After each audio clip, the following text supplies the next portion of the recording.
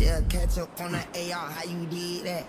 Track off, lift up when you take off, how you did that? You put switches up. Come on, I need 10 more, just like that. Get your chin all the way to the ball. Don't start cheating yourself. You want to be ready, right? Don't get your. Let's go, let's go, let's go. I don't want to see your heels touch the ground, just tippy toe. Your footwork, we're gonna get that footwork right. I know you ain't tired, we ain't even halfway through the workout yet. We still got a lot on this list. Come on, all the way up, all the way down. It's not a race. Focus on technique.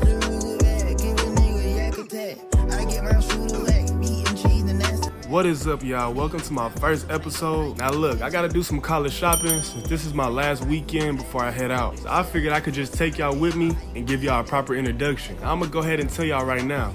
My story is unlike any other ones y'all heard. So let me fill y'all in. The guy y'all saw helping me train in the intro was actually my dad. He was a first-round draft pick back in 2002 as a quarterback for the Cleveland Browns. And he had actually became a legend. And when he retired, we packed up and moved to River Oaks out here in Houston. And this is where him and my mom gathered together and opened up a private school, where my mom, Regina Neighbors, would be the principal. My dad, Marcel Neighbors, was of course the head football coach. And then there was me, Omaje Neighbors, where I would spend all 4 years of my high school career, right here at Mandel Academy, named after my dad's old quarterback coach. Now, normally when it's a new school, it could take a few years for them to get their name out there with sports. But with Mandel Academy, that was not the case at all. With everybody knowing who the head coach was, within the first year of the school opening, the football roster was filled with all 3, 4, and 5 stars. I mean, we was on IMG level, and I was the starting quarterback. And man, knowing that them scouts was gonna be at every single game, after hearing how this new school was taking over, I was definitely putting on a show night in and night out. Y'all seen from the intro how hard my dad is on me when it come to training. I could truly say all that hard work paid off. I mean, I guess it was expected of me to be a star having a cheat code as a father. But man, I was on that field every night displaying everything, showing all the scouts what they wanted to see. And of course, throughout my high school career, I was pulling in all types of D1 offers. I'm talking about offers from Bama, Oregon, Oklahoma, Texas, Michigan, you name it, I had it. So me being an arrogant rich kid, in my mind, I'm thinking nothing could go wrong. But things really took a hard, dark turn. So look, y'all know my dad is an ex-NFL legend and made multi-million. We was living on the rich side of Houston. Rightfully so, he was very strict on where I could go in Houston, and he tried to keep me as far away from the bad parts as possible. But one night when my parents was on vacation, it was a little, trying to holler at your boy. So I took it upon myself to take a trip down to 3rd Ward, Sunnyside, where she lived. And that decision was the worst one I could have made. And not only did I pull up to the hood, I ended up deciding to stay the night. And as y'all can see, I was knocked out. But Shawty was plotting. She was waiting for me to go to sleep. And as y'all can see, she pulled that phone out and she started contacting somebody. And it ain't take long for bro to pull up. Now, obviously, they was trying to rob me, knowing that I'm a rich kid starting to make a lot of noise in the city. Like I said, this was supposed to be a robbery, but I started hearing footsteps while I was asleep. And the moment I started to open my eyes, the robber got scared and let off shots. And I ended up getting hit in my right arm, the one I used to throw touchdowns. And while I was laying in that hospital bed, I had plenty of things running through my mind. My first thing was wondering if I'd be able to play football again. Then I was thinking about my parents. Yeah, man, it was just a lot to handle. And the worst part about it all is that it was right before my senior season.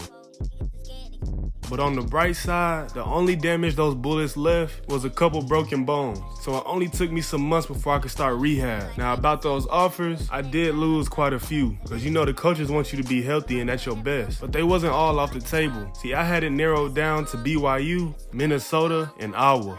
And out of those schools, I chose to commit to Minnesota. Your boy is a Golden Gopher. So now that y'all are all caught up, y'all can truly follow me along with my journey. But hey man, we out here in Minnesota getting ready for the first game, and the quarterback coach and the head coach both asked me the same question.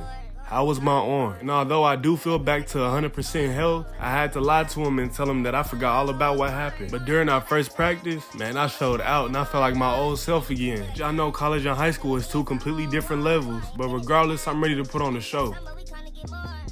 First game of the season, man, and I'm more than prepared and hyped up. Hey, I'm really just hoping this O-line can block for me, because in high school I had about 6 seconds in the pocket. But hey, let me tell y'all, man, being in this college crowd, the environment is like no other. And for the first game of the season, we going up against North Carolina, and I'm ready to get this game started.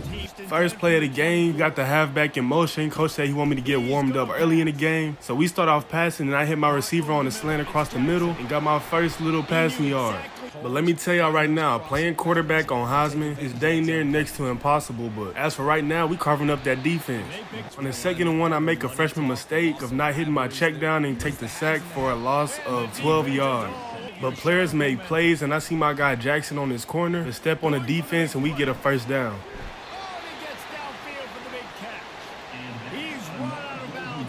3rd and 13, we got everybody on goals. I air it up to my big-time receiver, Williams, and placed that one right in the bucket for our first touchdown of the game, my first passing touchdown in college. After showing off that type of accuracy, and my arm is definitely back to 100%.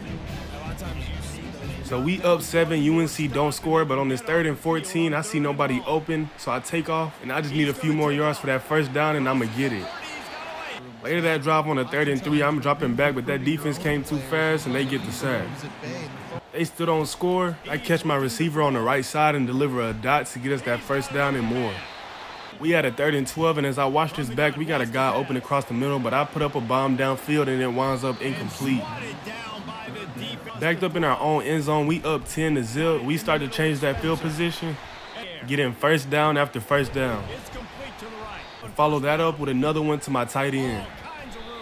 Very next play, I end up showing off my accuracy and composure, getting popped as I deliver a pass, but it's still on the money. We getting in that field quick. On that last drive, I had missed my guy across the middle. This time I see him and deliver a dot to him for another touchdown. I'm having a decent game.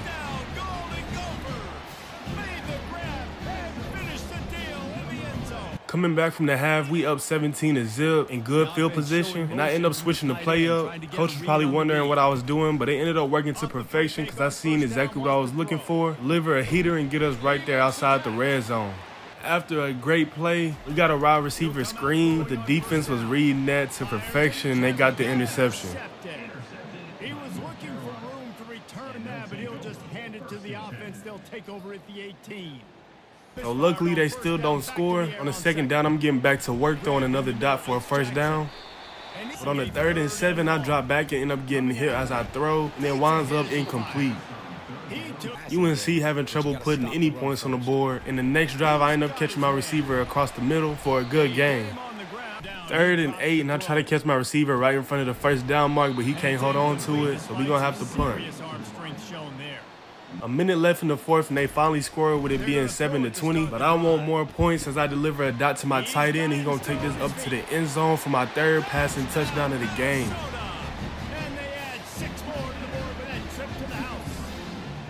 So the freshman quarterback is able to lead the team to victory with the score being 7-26. And it's crazy, I didn't even know if I'd be able to make it to the field again. But we out here getting dubs in college. And I ended up winning player of the game with 260 passing yards for 3 touchdowns.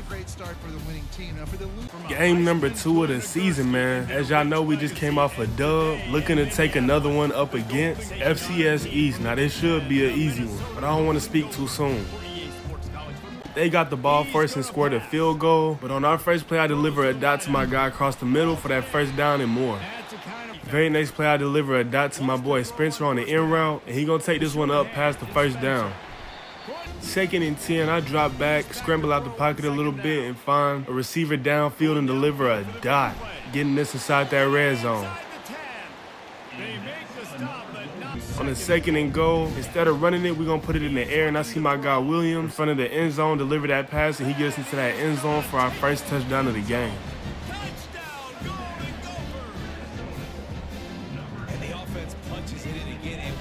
The score remains 3-7. We had a 3rd and 6. I put Jackson on the corner route and deliver a bomb downfield. He's able to bring that one in for that first down.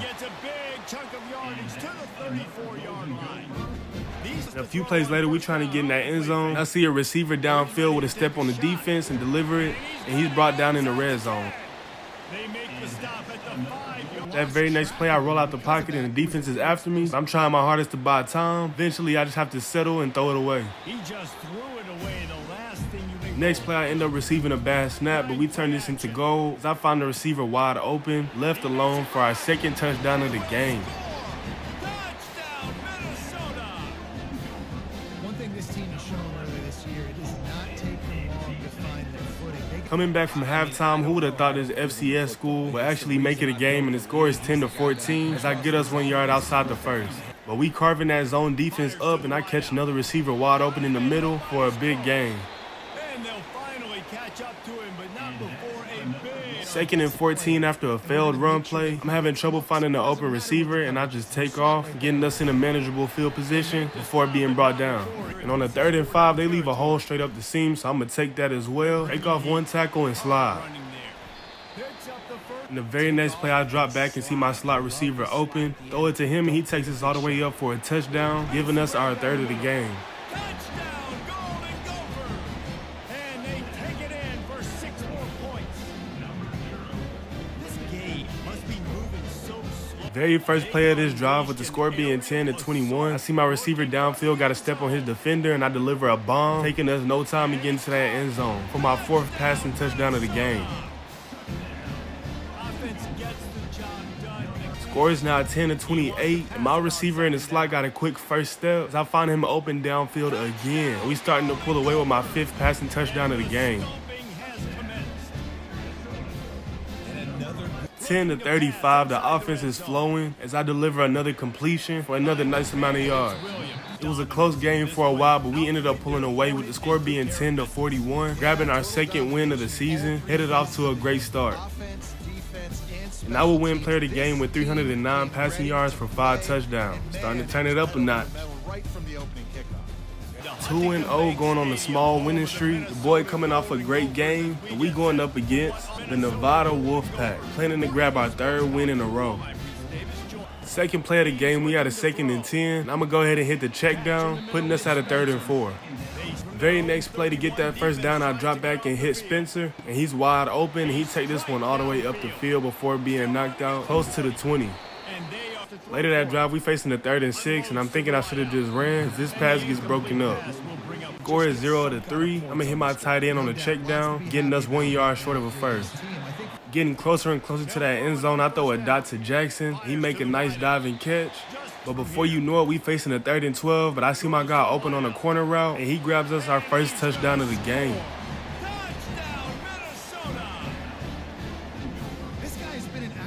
So they don't go down and score, making it 0-10. And I see my receiver on the outside got a step, and I let it fly right before the pressure gets to me for our 2nd touchdown of the game.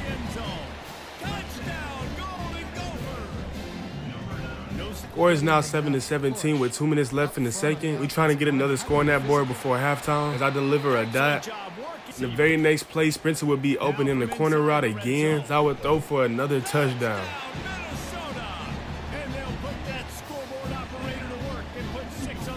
24-7, the first play of this drive. Our receiver on the outside gets a step on his defender, which leaves him wide open for this bomb downfield as we get another touchdown on that board.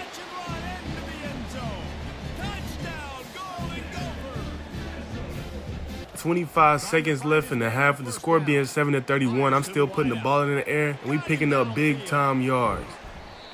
Coming back from halftime, we had a 2nd and 12. See that defense trying to get to me, but I deliver a dot, getting us up past that 1st down. 30 seconds left in the 3rd. We had a 2nd and 9. I drop back and deliver a bomb before being tackled. He's able to bring that one in and take this one up the field.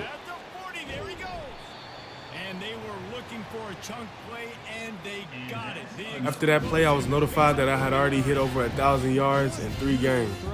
A few plays later, we in the 4th quarter. I roll out, trying to find an open receiver, and I spot one open in the end zone, throw it his way, and he's able to bring that one in for another touchdown.